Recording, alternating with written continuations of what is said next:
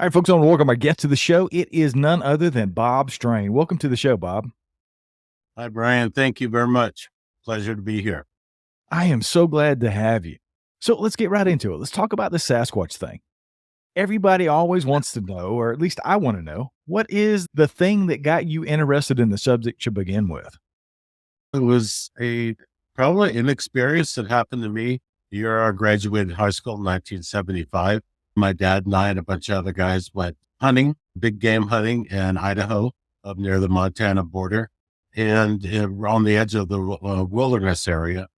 And I had a sighting one morning that I thought was a bear, and I watched it walk across the hillside at an unobstructed view. And it was on all fours, but it kept looking behind itself like it was waiting for something to come out of the trees. And it had come out in the open. And I was thinking maybe it was a mama bear waiting on its cubs or something like that. And then it went behind some rocks. It stayed there like 10 minutes and then started moving again. And then I decided it wasn't mama bear because there was nothing behind it, although it kept looking behind it. And it's still on all fours. And then it turned and went straight uphill to the ridge, which was probably a good 100 yards distance it had to traverse in the open. It was on all fours. And I thought, okay, that's got to be a bear. And I was actually going to shoot it. And we had bear tags. And just about the time I got my crosshairs on it and figure out my range and the whole thing, it stood up on two legs. And once it got to the top of the ridge, it was flat up there. It stood up on two legs. And it was huge. And it was solid black. And I could see its hands. I couldn't see its face. I could see its hands and solid color head to toe. And then it walked off and it resembled now. I don't think I knew anything about Bigfoot at that time. I may have seen something, but I never really paid it much attention or gave it my stock. But it had the cross-country skier kind of motion, leaning forward and swinging its arms. Whoever that is over there is going to get shot because I almost shot him. I had my finger on the trigger. I was about to squeeze and it stood up on two legs. And I didn't know exactly what to think. I thought I was mad. And I thought, well, you know what? We're out here in the middle of nowhere and I could crank off a couple of rounds over its head and say, hey, Bubba, to walk around in a fur suit in elk season in Idaho. But then a couple of days later, and that bothered me for a long time, not really knowing what it was. And 2 days later, it snowed heavy the next day. And then the following morning, we were in a couple of 4-wheel drive vehicles headed up this old logging road and in about 6-8 inches of new snow. And it was before daylight. And we saw something on the side of the road that looked like a burned out tree stump. And we're going real slow because of the conditions. And this tree stump got shorter and wider as we were getting close to it. The real leaning out the window, like, what is going on? And then it was like, I describe it as an oil slick moved across the white road. It was a 2-track road and it was black and it slowly inched across the road. And until at one point, it took up the entire width of the roadway. All right. And then it was an embankment over to the way it went, and it knocked off some snow out of some tree limbs that were like heavy laden with snow, and it knocked that down. And so we saw snow come down. And so we sent a guy over the edge, and he didn't want to do it at first. When you're sitting in the right-hand seat in a 4-wheel drive truck, you just called shotgun for a reason. And that means you're the one that's got to, if there's anything you need a gun for, you're it. So it's like opening the gate in Texas. You sit on that side, you're opening every gate you encounter. So he goes, I don't have my rifles in the back all locked up. And the driver pulls out a 45 and a flashlight, hands it to him, and goes, here's your chance to be a man. And got him out of the truck, went over the side, came back in a big hurry. And I didn't want to talk about it. Said, let's go. It was something down there. It was hairy. It was trying to hide. I didn't want to mess with it. Let's go. Parked up at the top of the ridge, hunted all day, didn't see anything, came back to the truck. And there was like big giant footprints all the way around the truck in the snow. And I see that we're the first ones back, and I go, Dad, my God, look at the size of that.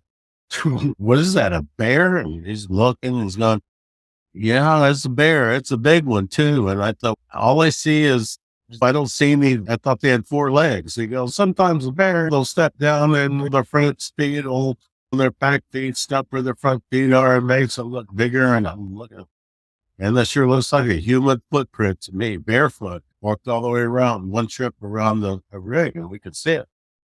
That always bothered me, all those events. Then I had a couple other things that had happened to me as well. A couple of years later, up here in the Sierras, not far from where I live right now, as a matter of fact, my dad and I were scouting for a place to hunt deer on opening morning. And so we'd gone up about a month before season opened, and we were going to find a place to hunt and brush up some deer blinds, just find some concealment spots and brush it up so that the wildlife will get used to the change in the environment. And so it was just the 2 of us up there at the end of a dead end road. And as a matter of fact, the wilderness, that was a trailhead for the wilderness area, which is the same wilderness area where the Sierra sounds were recorded. So we were probably within 8 or 10 miles as the crow flies from the recording site, which we're not really sure exactly where it is, but it's somewhere in the wilderness area up there.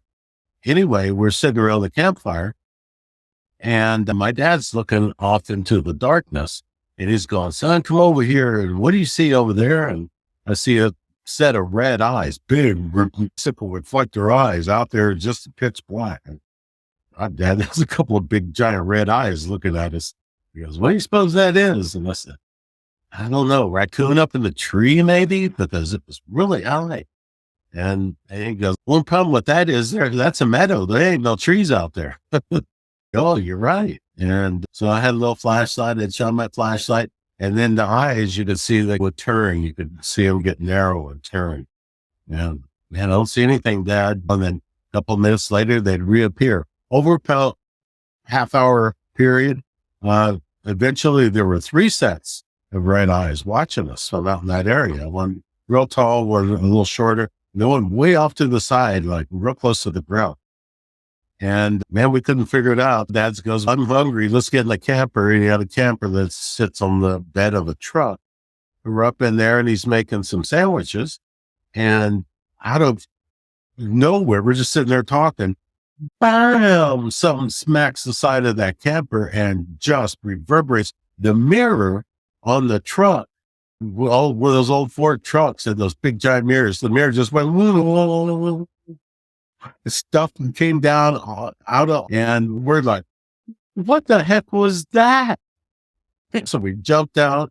We had flashlights and pistols. We went all the way around the truck. We found nothing. No clue. Dead silent. Darkness out there. And about the time we're getting back into the truck, there's this god awful blood curdling scream happen in the darkness, probably not more than 50 yards in front of the truck. They went downhill. It was down in the gully over there, just blood curdling, woman getting murdered scream. And then a similar, almost identical scream answered it from back where the red eyes were, which was in the opposite direction. So all night long, I kept hearing crunch, crunch all around the camper. Got my face up to I didn't see anything, but those were all back within a few year time period. And I never really thought about it again after that until the internet came along. And I just happened to find the Bigfoot forums in 2000, surfed there from another site, reading something on who knows what, and just surfed my way over there and started reading some of that stuff and started putting 2 and 2 together. And I thinking, that's probably a Sasquatch that was the cause of all that. And it'd been something that had been just sitting at the back of my brain for years. One of those things you can't quite figure out. And so I took an interest in it, and I started investigating reports. Went to the 2003 International Bigfoot Symposium in Willow Creek, which is where I met Kathy. And we hit it off real well and started our dating. We were going out looking for Sasquatch. For our honeymoon was the garden capital of America. We went to Arkansas, where Legend Boggy Creek was filmed. I got that going for me. The rest is just natural progression of things. Once you start, the deeper you dig into something, and this has legitimate. See, I talk to people, sometimes I tell them, people like are really interested in it, but don't have an experience to back it up. It's like very compelling to them, but they're not, they want to believe. And skeptics make fun of, oh, you're a knower. Ooh, you're like a boomer. It's whatever. You're just jealous. That's right. But I have a lot of people at a disadvantage because I knew something was up. I knew it. I didn't know what it was. And I'm pretty skeptical. I'm a retired firefighter, paramedic, and I try to be pretty skeptical about things. And I worked a 911 ambulance in the downtown Sacramento for years and transported through Folsom Fire Department out of Folsom Prison. If there's a BS story to be had, I've heard it. How did that get there? Oh, okay. But so I have a disadvantage over people that want to have an answer, and my answers came before the question. So for me, but still, just because I know that something exists doesn't mean that every story that I hear is something real. And I think it gives me an advantage there as well. I won't call it an addiction, because an addiction you can break. Yeah, I'm not sure you could break this. It can break you, however. There are people, I was talking to the guy from the Pacific Northwest, real nice researching. I said, why do you research? He goes, well, because I want to have answers. And I said, well, what's going to be an answer for you? And he said, well, when I have an experience. I said, an encounter. When you see one, where you see one up close. So yeah. And I said, are you ready for that? Because if you realize what's going on at the time, it can be a frightening experience. So that's what got me interested in. And then I've met a great group of friends that we have now that are interested in it as well. We're compelled to finish this out, to find a resolution to this issue, to this. I definitely want to get into the North American Wood Ape Conservancy part of this. And I think it's very important to talk a little bit about what you just mentioned. Is I've started asking that question over and over with people that I've talked to recently about what the motivation is for people who are into this subject. Because for some people, it is they want to have that experience. They want to have that encounter. They want to experience whatever it is they want to experience. And that's really what they're looking for. For some people, they say, I want to prove the subject. I want to prove that these things are real. And I think the motivation is different in a lot of cases for a lot of people. But I think that's a really important question that everybody needs to ask themselves is, why am I doing this? I certainly ask myself that every single day. I come from a law enforcement background. I was a police officer for 16 years, and I am very skeptical. I've had experiences that I certainly can't explain, but I've never seen one of these things. And for me, it's trying to document as many encounter stories as possible through the show. Obviously, it's entertaining to people like those kind of stories, but for me, it's about collecting data, because I think every experience that people have is important, even if it's just a vocalization. I don't want to share my story because I didn't really see anything. I had an experience when I was 12 and I didn't see anything, but I'm pretty sure it was with a Sasquatch. So I think those things are certainly important. And I think it's amazing that you went to a symposium and ended up meeting Kathy, and you guys have been together all this time, being able to share that, because I think that's a really important part of this as well, because there's a lot of people that are into this and their partner in crime is not, right? Their husband or wives aren't supportive of what either their own experiences. Some of them don't even believe their experiences, right? I've talked to people that have told and shared it with their husbands and wives, and they just look at them like they're crazy and say, "Sure, honey, that's what you saw." Kind of pat them on the head and say, "Bless your heart," and move on. But I think it's so powerful when you have that in your life and that support system, because you both have had experiences that you can share with each other, and that you get to go out and do this research together. I think it's just brilliant. I love it. Let's talk about how you guys got involved in the North American Wood Ape Conservancy and how that all came to be and how you got out to Area X. And let's get into some of the things that you've experienced out there. Sure. Like I say, Kathy and I met in 2003, and she was a member of the BFRO, and it had been for several years. And she was a speaker at the symposium and give a presentation on the hairy man pictographs near Porterville, California, and that she gave a brilliant paper about. And so when we started dating, we first got together, I got involved with the BFRO. Now, I had read all of her reports on the BFRO. She was the most prolific investigator on the West Coast. And so all the encounter reports in California I had read, and most of them were ones that she had followed up on and written the report on. So I was familiar with that. And so we were able to have great discussions about that. And I got involved with the BFRO, did it as an investigator and later curator and whatever. Anyway, I investigated a lot of reports. During that process, that time, Kathy was invited to speak on several occasions at the TBRC. I know you talked to Mike Mays about the evolution of the NAWAC from the TBRC.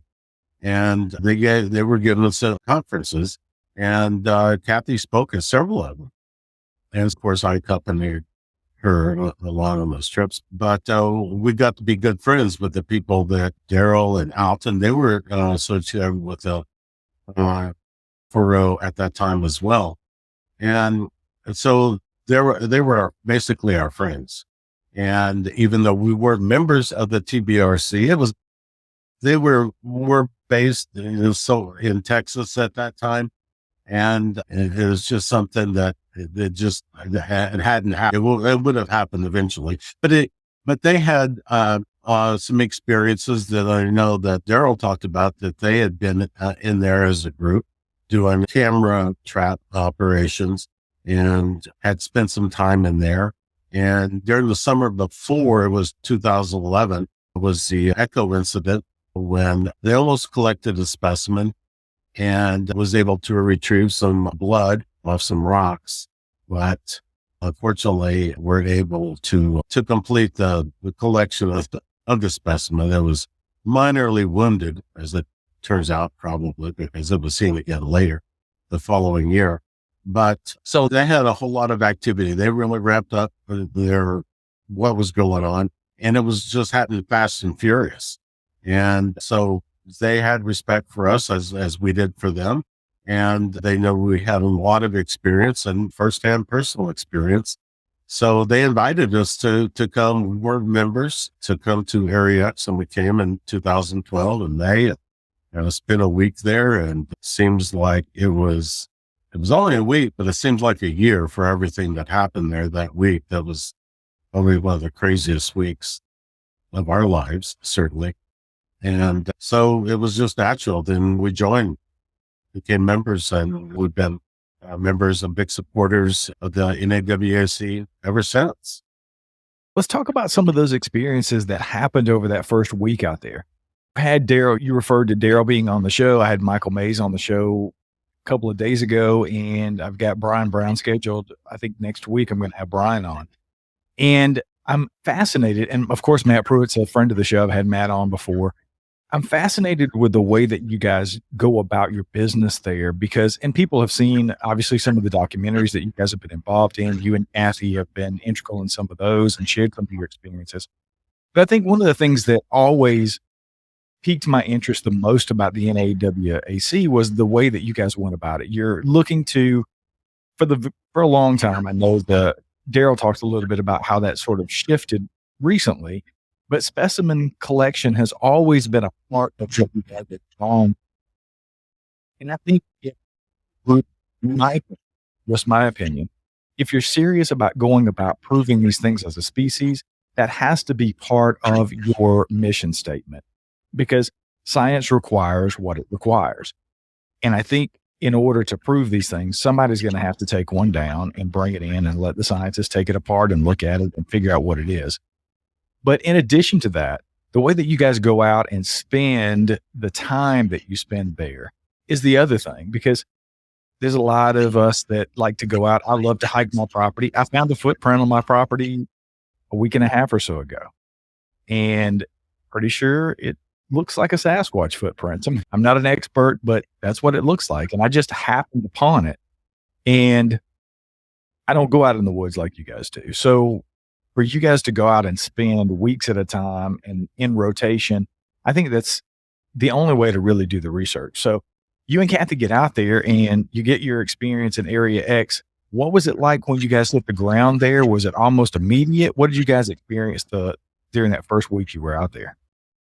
I was unprepared for it. It was prepared and not unprepared for the activity. I was unprepared for the environment. And I was born and raised in Texas. I grew up in West Texas, and I'd been to Oklahoma. Being from Texas, you go to Oklahoma only when absolutely necessary. But I had never been to that part of Southeast Oklahoma before, and I did not realize how of a lush, rugged environment it actually is. And it's like going in, it's like being airdropped into Cambodia in the height of the summertime. And that's basically what it was like. We dropped down that, as Daryl calls it, a mule trail, and he's being kind. I would think mules would refuse to go down that trail. You'd have to pull them and they would hate you for it. And it was from that point for the rest of the week, it was just total immersion. If you can imagine, you are operating in a canopy of dense forest. Everything is grown up around the sides. There's poison oak, poison ivy, greenbrier, millions of tiny trees, millions of big trees, all competing for sun. And as no sun gets down to the bottom of the ground, is damp and it's humid and it's 100 degrees and it's 100% humidity. Reptiles love it. And there's poisonous venomous snakes. They're in heaven in that place. And there's rats everywhere. And it's like this Jurassic. It's absolutely Jurassic area. And I can see why the apes love it. It's because humans hate it. I don't love it. The apes are there for a reason. And Daryl's talking about it's a core. Yeah, because humans won't go there. But when we got there, there was a lot of people right at first. So every time you do like a shift change, as it were, there's a bunch of people. And we came in and there had been a team there. I can't remember exactly how many there were on that team, but there was a team there and they waited for us. And so we arrived with a crew and there were 5 of us that stayed the week. And the first day is usually there's just too much commotion going on. And then Sunday was quiet. And then but by Monday it was when we had, I know that Kathy told you about the incident of seeing 2 of them run up the hillside behind the cabin. And when I say cabins, they're structures. That's true. They're structures. There is no electricity. There is no running water. They're primitive at its best. And that's being kind. They were primitive 50 years ago and they haven't been improved. But anyway, I think that's part of the attraction for the apes because it's like an obstacle course. So there are 4 cabins there. They all have tin roofs and there's some sheds there and they all have tin roofs and man, they're just covered with rocks. We wouldn't take the rocks off, which we made sure to do was sweep all the rocks off the tin roof, you climb up there with a broom, you sweep it off. And started out with rocks on the tin roof and having us run back and forth. And these apes can work in unison when they want to. I know Daryl talked about the wood knocks in 4 different directions. That's what they'll do. They'll make a loud noise and it distracts you, right? If you are going after a loud noise and then there's a loud noise behind you, then you go that way until you catch on. And that's what Kathy did because she's smarter than the rest of us, clearly. And she went, I'm just going to stand right here in the middle because it's not, we got banging over there. We got banging over there. Let's see what happens right here. And that's when she saw the tree limb being pulled down and something peaked. And that's when I went over there. That was on Monday. So it was Monday of the week, our first week there. And I looked inside the bushes and she was certain that she had been peeked out. And I looked inside the bushes and I didn't see anything. And she goes, well, take a better look. And I put my head in the bushes and I could see through to the other side. And I could see the hillside going up. And man, I could see a game trail going off that way, which would have been obscured from where she was. And I said, if there's something here, I don't see anything now. There's just a big dead tree that had fallen and it was sticking out in the trail. And I had to walk around the butt end of it. And I'm thinking, there's a little ditch. I'm thinking I could get on this old tree and I could walk across the ditch, get on the other side. And there's a couple of logs in the ditch. Maybe I could step here, step there. Oh no, I can see there's nothing there. So we came back and we'd been sitting down and Ken was video documenting everything, what about all the rock throws, banging and running back and forth. And as he's sitting there, he just put his camera down. That's when Kathy saw the two coming at us. They were walking right at us. And I'll say right at us. It was hard. They were going to go to a shed, which was off to our side. It looks like they were trying to sneak behind that shed to get closer. And they weren't giant ones. They weren't small. They weren't babies. I'd say probably adolescents, and dark black and head to toe. And of course, Kathy do? She stands up and she goes, oh my God, there they are. And a full sprint takes off running straight at them, which it was comical in retrospect because the one of them went up like this. And you could tell it was kind of like going, oh crap. So that lady was running at us. And then one was in front of the other. And the one that saw Kathy running turned around and went, bam, and just ran right into those like two people in a subway, just weren't looking where they were going, just slammed right into each other. And they stood there for a minute like that, got their bearings, and then flew up the hill, breeze lightning, shot out of a cannon and completely silent. And the leaves, didn't make any noise at all as they shot up that hillside and traversed it. It was ghost-like. I'll tell you, it was absolutely ghost-like watching them run up that hill. But the first one that went up on two legs and tucked its arms like this and bent over, and the other one, which was a little bit smaller, went a few yards over and went up a fallen tree that was probably about 6-inch diameter tree that had fallen a few years before. It was laying straight down the hill. Used that like a ladder and went up the hillside on all fours. And it was using his hands to pull its way up. And so it went up on all fours. And so that was Monday. And then we had, of course we were shocked after that. And then that night it was like they bombarded us with rocks. We harassed them a little bit after that. We didn't really necessarily mean to. But as we were seeing, as they ran up the hill, we went up to try to find them. Humans going up that hillside covered with boulders up there like square. And it's a very unusual terrain, very rocky. And so it's hard for humans to navigate what they just flew up.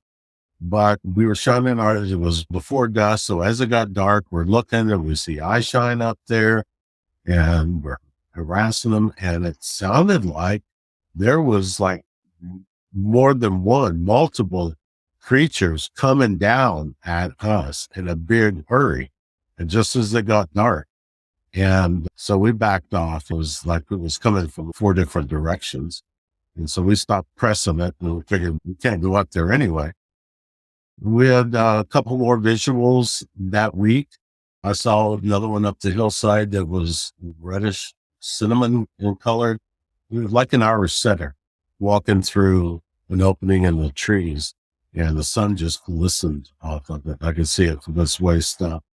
Chewbacca almost looking. That type of a look.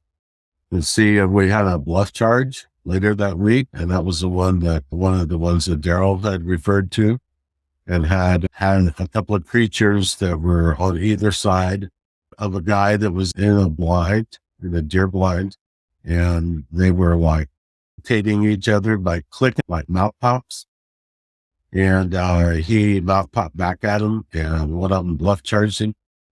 And so it didn't stop before it got right to the edge of the bank of the creek where he was. There was a water pump that was behind this cabin, and there was like this spring where the water would pool up, and you could run the water pump, and they had put in like this plastic tank, very small, to collect this, and if you wanted to have water in the house, like an RV, they had a sink in the cabin. You'd have to, hook up the battery, hook up the water pump, and then pressurize it. But of course, the sink just drained right out on the ground. It was real sanitary. And the landowner said, whenever you start that pump up, sometimes it's like stuff starts happening up there on the hill. And so I watch out for that. And we're like, happening? What happens on the hill? And sure enough, you get rocks thrown at you. And so we have rocks thrown at us. We had the cabin slapped multiple times. It got so bad that they kept us awake all night. They slapped the cabin. We get lights, guns, run outside. Nothing. Silent. Dead silent. This became a game for them. And finally, I got pissed off about 4 a.m. one night, and they're just slapping the cabin. They're slapping it so hard, the stuff falls off the ceiling. And I just went out on the front porch, and I cut loose, and I go, listen, I've had it with you stupid monkeys. You try that again, I'm going to beat you. Of course, I'm all talk. You know what I mean? This is like, I'm standing on the porch. Yeah, come up here. Yeah. But the entire forest went silent. Half an hour later, it's like, all right. Yeah, we left there. It was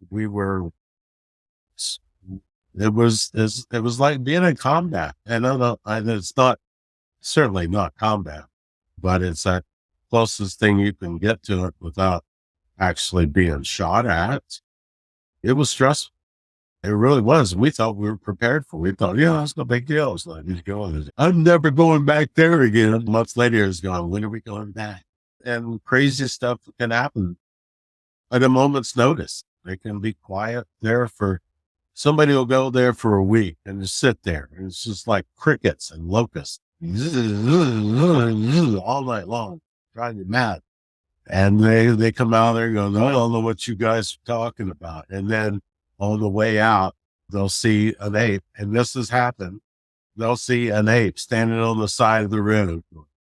Loser, get back. You go, I saw an ape on the side of the road. It was like, sure. I thought they don't exist. We've had a lot of people that have had their reality checked pretty quickly down there. But it's one of those things it's thrilling. It's exhilarating. It's maddening. It's one of those places when having conversations with you, Daryl Collier, Michael Mays, and people who have spent a ton of time there, it's one of those things that it's always permeates throughout the conversation around Bigfoot in general. Why don't we have a body? Why isn't it easier to see one of these things? Why aren't there better pictures? Why aren't there better videos? And you're in a place like Area X, and they're there. People have had visual sightings. You're getting rocks thrown at you, these vocalizations, all this stuff is happening.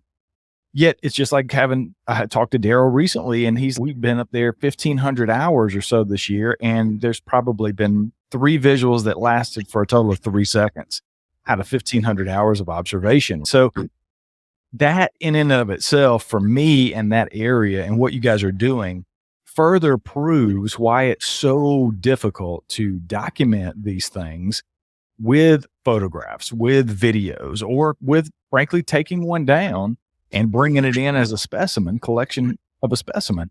So that it gives me hope in a way as an armchair researcher who goes out and hikes a couple of times a week and maybe looks for things and tries to find some sign of things around here on our property. But I think that's one of the things that has really fascinated me about that area is, like you said, you can go up there for a week and nothing happened. And then you go up there in the first 5 minutes, it's balls to the wall. And then it's like that for 7 straight days. Are you guys finding any patterns to the behavior? I think Daryl might have talked a little bit about that, about some of the vocalizations and things like happening at night, but is there a specific time that you guys are finding patterns where they're moving in and out of the area, or just in general when you guys are doing the research as far as correlations with behavior and times of the year and that kind of thing? As far as the time of year goes, of course, the environment is such that it's a predominantly hardwood forest. So it loses its leaves, becomes very barren in the wintertime. And cover is evergreen trees or conifers provide, and they do have that dense groves of that in the area as well. And so that we can estimate or guess at seasonal movements. And of course, I know that Mike talked about the tags in the paper, and then we believe we did tag an 8 because we think that we've eliminated all the other potential candidates that would do something like that. And not only at first sight, if anybody who doesn't read the paper, you owe it to yourself, because it's not just simply we were able to attach this bird that had a little radio transmitter that we could pick up the signal and get a directional fix on it. A big deal. That could have been anything. Now it's where we tracked it and the way we tracked it and the way they tried to initially found it by using an airplane. We had lost it. We tagged it and it was there that night, and it was several hundred yards away because it was dark. They didn't go after it. The next morning, it was nowhere to be found. A signal had disappeared. And so it was a month or two, maybe more, that we thought it's lost, it's gone. We'll never do it. And we'd been out on foot, driven around, all kinds of stuff, no contact whatsoever. And we had a couple of private pilots in the group. We have several, and commercial pilots. And let's just do last ditch effort. Let's stick an antenna on the bottom of the plane and just fly around. And they did a grid, a circular pattern, and getting further and further away from where we had any idea where we thought it might be.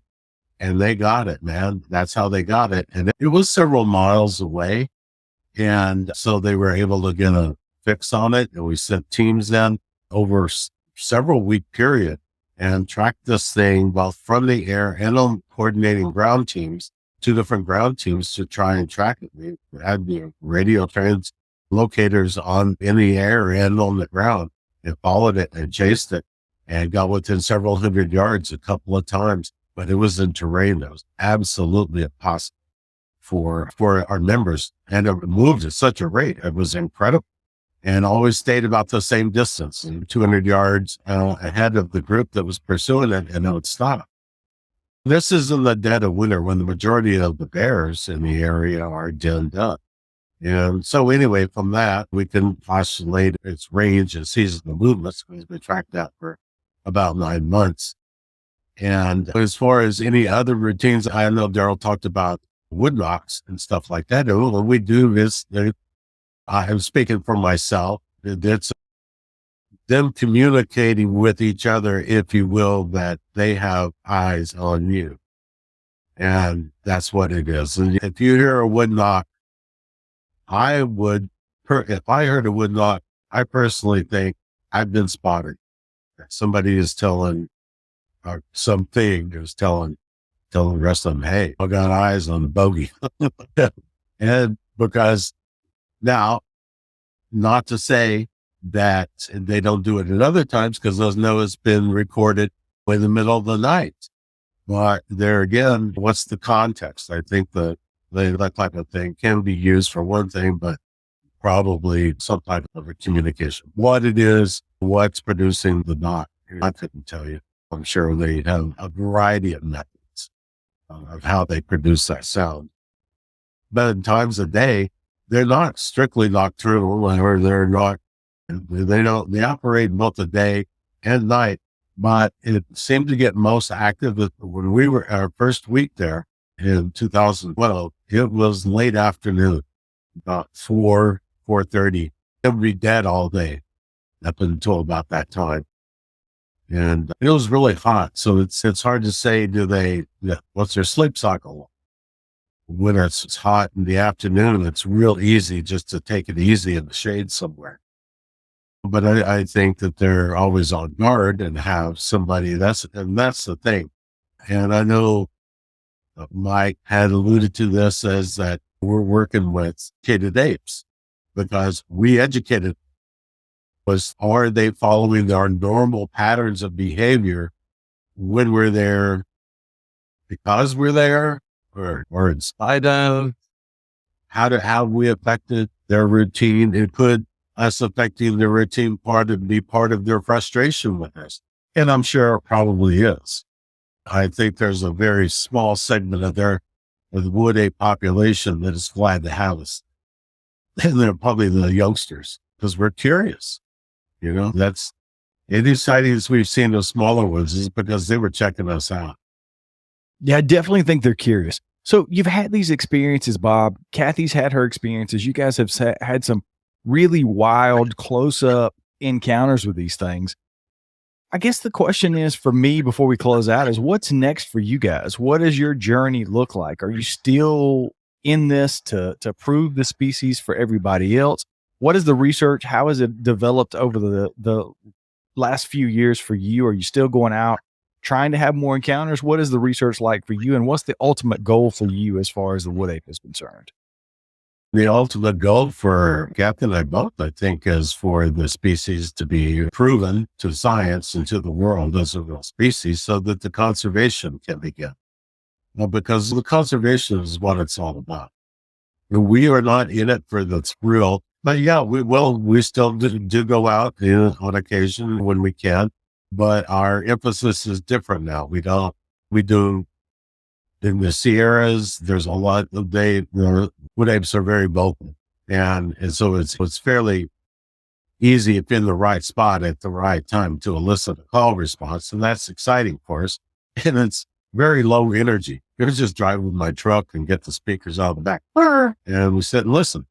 But in investigating reports that we still do quite a bit of. As a matter of fact, Kathy to the Forest Service gets reports that from local sightings that happen from campers and report it to law enforcement. Law enforcement tells Kathy and we'll go follow up on it, check it out. And we've found some exciting things.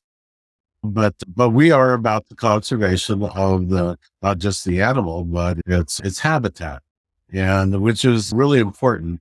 And if what we are doing through the NAWAC isn't immediately successful in reaching our goal and fulfilling our mission, at least we're along the way collecting as much data as possible.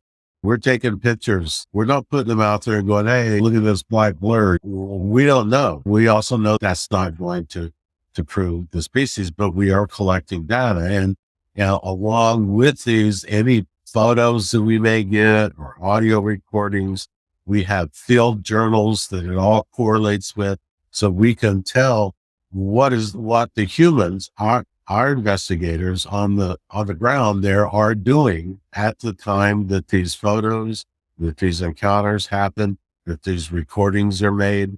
And we build a big database of our own and we're trying to look at correlations there. So we're trying to learn more about the animal. We're doing a million things at one time here, trying to collect the data, educate the public, and then also prove the species, and then prepare for conservation of the animal and its habitat.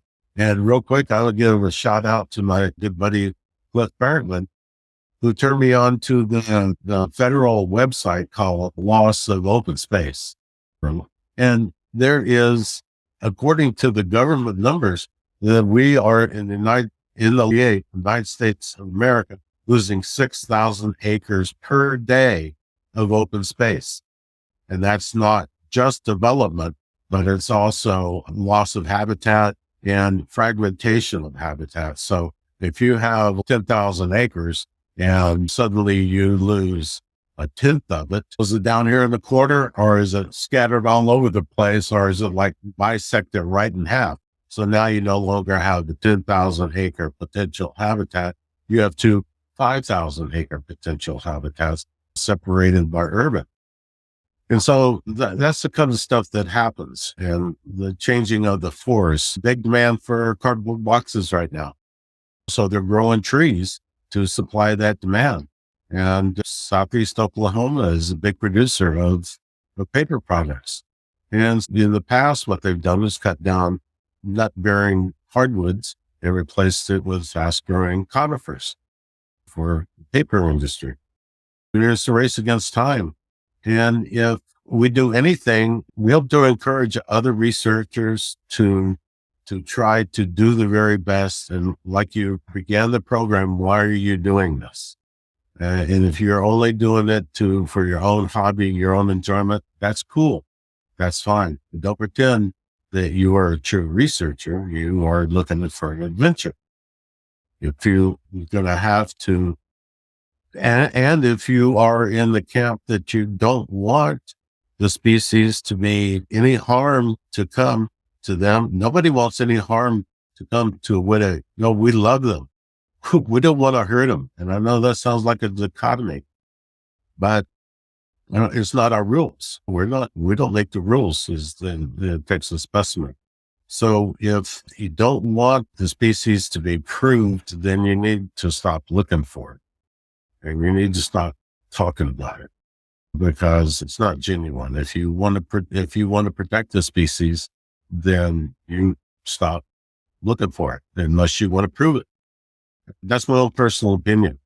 And so if we can, we offer everything up for free.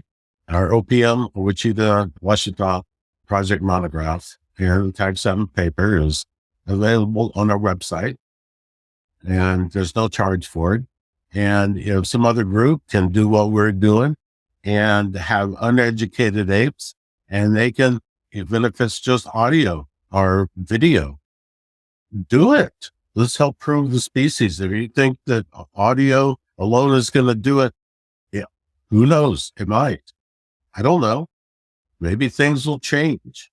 But if we don't go for it now, it's time lost. Hopefully we can encourage somebody else to do what we're doing and get this taken care of so we can protect the habitat. That's in the species. Long term, it's going to be necessary. It really is. I don't like it, but that's the way it is. Everybody go check out the North American Wood Ape Conservancy. I'll have it linked in the show notes. You guys check it out. There's all kinds of interesting stuff over there. There's tons of audio. The Tag 7 papers there. All the stuff is documented right there. It's free. It's education. Go get it, dive in, and support them any way you possibly can. Bob Strain, I really appreciate you coming on, man. I've had a blast talking to you. Thank you. It's been my pleasure. Anytime, Brian.